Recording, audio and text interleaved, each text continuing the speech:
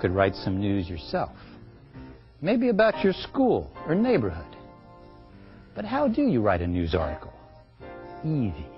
Just make sure you do everything upside down. And don't forget to include the famous 5. The stories in books are right-side-up pyramids. They start at the beginning. Once upon a time, there were 3 little pigs. And add more and more details till you get the whole story. Not the stories in newspapers. News stories are upside down. They tell the most important facts first. That way, you only have to read the lead, the first few lines, to find out what happened. How would I write the 3 little pigs as a news story? I'd write it like this. Baconville. A wolf accused of destroying 2 homes died yesterday while breaking into a 3rd home. Police said the wolf died when he fell down the chimney of Mr. Pig. See how anyone reading the story can get the main facts right away? And what are the main facts? They're the famous 5. The 5 famous W's. Who? What? When? Where? And why? There's also an H that usually tags along. Anybody? Yep. It's the how. In my story, I've covered the famous 5 all in the lead. Who? The big bad wolf.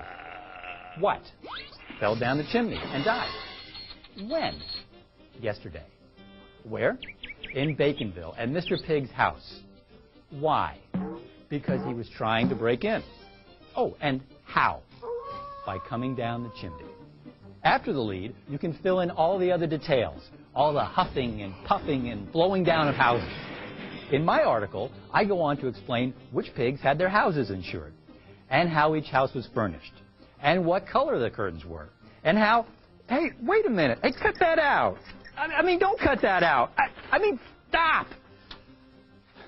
Another reason for the upside-down pyramid is that if your editor doesn't think all your story is important, he or she can cut off the bottom, even if it did take you all day to write the article.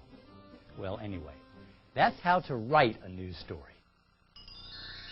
So now you know the full scoop on what a newspaper is, the different sections, how they're made, and the people who make them happen each day. You know, a lot of very important and interesting things are happening all the time in your town, across the country and around the world. And the newspaper's always right there to cover it, giving you the story of a day like today.